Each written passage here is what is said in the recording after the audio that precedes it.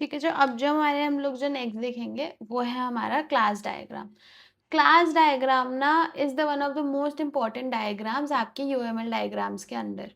आप जब भी किसी एलएलडी के इंटरव्यू में बैठोगे, अगर आप पहले क्लास डायग्राम आराम से बना लेते हो ना, अच्छे से डिटेल बना लेते हो ना, तो आपको उससे अपने प्रोजेक्ट पे कोड उसको रेफर करके अपना project banana is like literally minutes का काम। क्योंकि आपके क्लास डायग्राम में पूरा डिटेल आउट हो चुका होता है, आपको मोटा मोटा कौन से क्लासेस चाहिए, कौन से इंटरफेसेस चाहिए, किस तरीके का आप कहाँ क्या करने वाले हो, सब कुछ आपका क्लास डायग्राम में लिखा ही होता है। एंड बहुत सारे ना लोग ना अपना इस चीज़ को ना स्किप कर देते हैं। वो सीधा इंटरव्यूअर से अपना रिक्वायरमेंट्स वगैरह सब डिस्कस करके ना सीधा कोडिंग पर आ जाते हैं। वो नहीं करना चाहिए, क्योंकि क्या होता है जब आप कोड लिख रहे होते हैं, अगर आपने पहले अपना क्लास डायग्राम नहीं बनाया हुआ होता है ना, तो बहुत ज़्यादा बैक एंड फोर्थ होता है।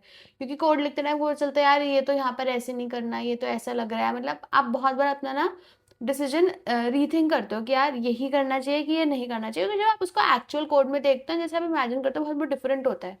तो अगर आप बीच में अगर आप पहले क्लास डायग्राम बना लो, तो आपको एक वो पूरा सेंस ऑफ क्लैरिटी मिल जाती है। बिना पूरा कोड लिखे उस डायग्राम से आपको क्लैरिटी मिल जाती है कि ठीक है, मेरा प्रोजेक्ट ऐसा दिखने वाला है, तो ये डायग्राम आपको बहुत अच्छे से आना चाहिए बनाना। Out of all the UML diagrams, I feel this is the most important diagram. तो इस वीडियो में हम देखेंगे क्लास डायग्राम में क्या क्या एलिमेंट्स होते हैं, कहाँ पे उसको कैसे यूज़ करना है। ऑल्सो अगर आपने पहले ऊप्स रिफ्रेशर और रिलेशनशिप्स बिटवीन क्लासेस वाली वीडियोस नहीं देखी है, एक बार आप पहले वो देख कर आ जाओ। क्योंकि वो सब हम उन सारे एलिमेंट्स को हम कैसे क्लास डायग्राम में यूज़ करेंगे, आज हम वही देखने वाले हैं। अगर आपको उसका आइडिया नहीं है तो ये वीडियो देखने का कोई पॉइंट है नहीं। तो अभी देखते हैं। अब ना क्लास डायग्राम में ना हमारे मोटे मोटे क्या होता है, कुछ तो हमारे बॉक्सेस होते हैं, एंड बॉक्सेस के बीच में कुछ तो हमारी रिलेशनशिप लाइंस होती हैं। ठीक है, कुछ ऐसा होता है। अब देखते हैं बॉक्स में ना होता क्या है। बॉक्स या तो मेरी किसी क्लास को रिप्रेजेंट करता है, या तो किसी इंटरफेस को, या मेरी किसी एब्स्ट्रैक्ट क्लास को। आपका मोस्टली आपकी यही तीन चीज यूज आएंगी। तो बॉक्स में ना मेरे तीन पार्ट होते हैं। पहले पार्ट में आप उस क्लास, इंटरफेस या एब्स्ट्रैक्ट क्लास का नाम लिखते हो। जब आपका कोई क्लास का नाम होता है तो आप सीधा एक नॉर्मल ऐसे लिख देते हो, क्लास नेम। अगर इंटरफेस होता है तो वो इन एंगुलर ब्रैकेट्स के बीच में आता है। जब आपको इंटरफेस डिफाइन कर रहे हो तो ऐसे आता है। अब जो मेरे जो सेकंड बॉक्स है ना, इसके अंदर आप सारे अपने एट्रीब्यूट्स डिफाइन करते हो कि मेरी इस क्लास के पास कौन से एट्रीब्यूट्स रहने वाले हैं। जैसे यहाँ पे एट्रीब्यूट कोई 1 2 ये 3 और ये 4 है। जैसे इसके पास ये 4 एट्रीब्यूट्स हैं। फिर आप इनके डेटा टाइप भी मेंशन करते हो कि यार ये वाला एट्रीब्यूट मेरा किस डेटा टाइप का होने वाला है। प्लस आप उसकी विजिबिलिटी भी बताते हो कि वो मेरा पब्लिक है, कि वो मेरा प्राइवेट है, या वो मेरा प्रोटेक्टेड है, या फिर वो डिफॉल्ट है। ये मैं जावा के रिस्पेक्ट में बता रही हूँ। तो जो आपका प्लस होता है वो होता है आपका पब्लिक, ये है आपका प्राइवेट, फिर ये है आपका प्रोटेक्टेड, और ये है आपका डिफॉल्ट।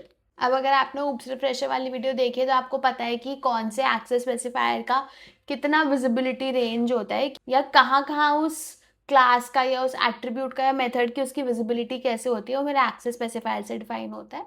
तो एक तो आप ये लिखते हो। सेकेंड होता है जो आपका ये जो बॉक्स है आपका, इसके अंदर आप सारे मेथड्स लिखते हो कि यार मेरी इस क्लास के ना और कौन से मेथड्स एग्जिस्ट करते होंगे। जैसे यहाँ पे मैंने 4 मेथड्स डाल रखे हैं। आप उसके सारे पैरामीटर्स के डेटा टाइप्स, एंड आप उसका रिटर्न टाइप भी मेंशन कर दो कि ठीक है मेरे ये पैरामीटर्स होंगे, ये मेथड के मेरे ये वाले पैरामीटर्स होंगे, इन पैरामीटर्स का डेटा टाइप होगा, और जो मेरा मेथड है वो इस डेटा टाइप से रिटर्न टाइप से रिस्पॉन्ड करेगा। एंड देन आप सिमिलरली इसके भी आप सारे एक्सेस स्पेसिफायर्स इधर भी मेंशन करते हो। अब ना इसमें एक और चीज आती है which is your static attributes या फिर स्टैटिक मेथड्स।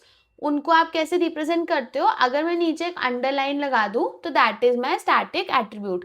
तो ये तो था आपका कि जब आप कैसे अपनी क्लास को या इंटरफेस या एब्स्ट्रैक्ट क्लासेस को आप कैसे डिफाइन कर रहे हो, ये आपका ये बॉक्सेस आपको वो बताते हैं। अब जो हमारी बहुत इंपॉर्टेंट चीज़ आती है वो है हमारे रिलेशनशिप्स, कि मेरे दो क्लासेस के बीच में, या क्लास या इंटरफेस या एब्स्ट्रैक्ट क्लासेस के बीच में मेरे रिलेशनशिप्स कैसे रहेंगे।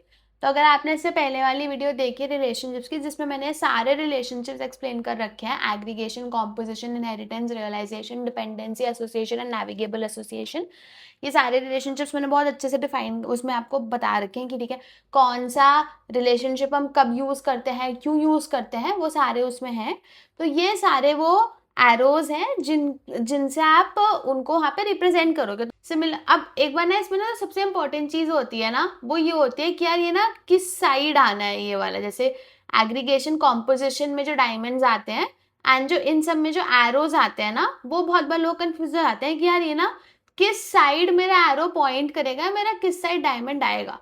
तो जैसे अगर मान लो मेरे क्लास ए के अंदर मेरे मल्टीपल क्लास बी यूज हो रहे हैं ना फॉर एग्रीगेशन, तो क्लास ए के साइड पर आएगा, क्योंकि क्लास ए के अंदर क्लास बी के मेरे बहुत सारे ऑब्जेक्ट्स यूज होने वाले हैं।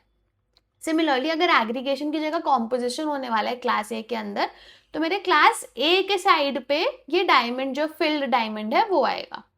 फील्ड जो है वो यही रिप्रेजेंट करता है कि ये कॉम्पोजिशन है। तो अगर मान लो मेरा ए का इंस्टेंस मेरा डिस्ट्रॉय हो रहा होगा, तो मेरे को उससे रिलेटेड जितने भी बी के इंस्टेंसेस है मेरे को उनको भी डिस्ट्रॉय करना पड़ेगा, विच इज योर कॉम्पोजिशन।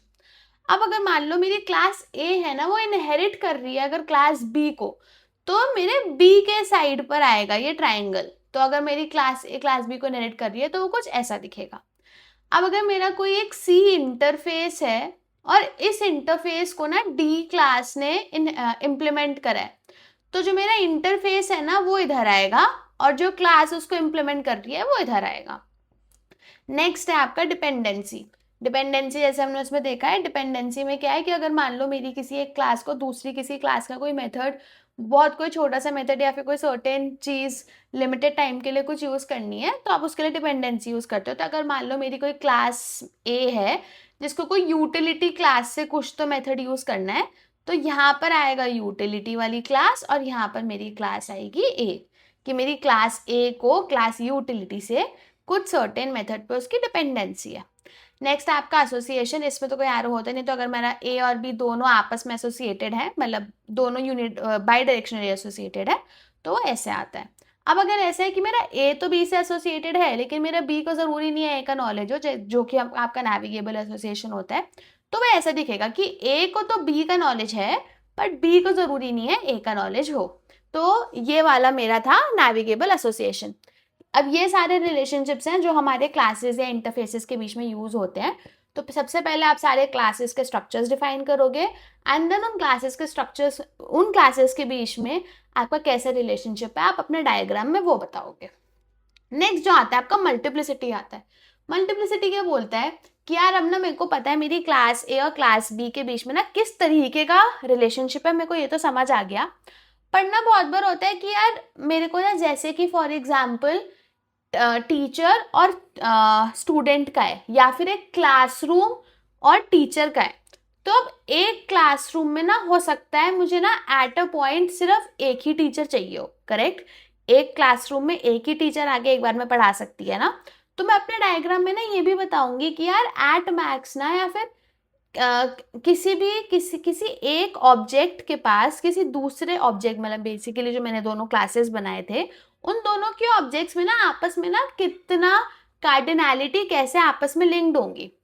तो जैसे अगर ऐसा है कि मेरे ए और बी मेरी दो क्लासेस हैं, तो इसमें जो मेरा पहले वाला है ना, ये एन जो मेरा एस्ट्रिक है वो क्या रिप्रेजेंट करता है कि जो मेरी क्लास ए है ना उसका कोई एक इंस्टेंस ना 0 और मोर, कि एस्ट्रिक क्या रिप्रेजेंट करता है 0 और मोर, कि मेरा कोई भी एक जो ए का इंस्टेंस है ना वो 0 और मोर बी के इंस्टेंसेस से किसी एक पॉइंट पर एसोसिएटेड हो सकता है।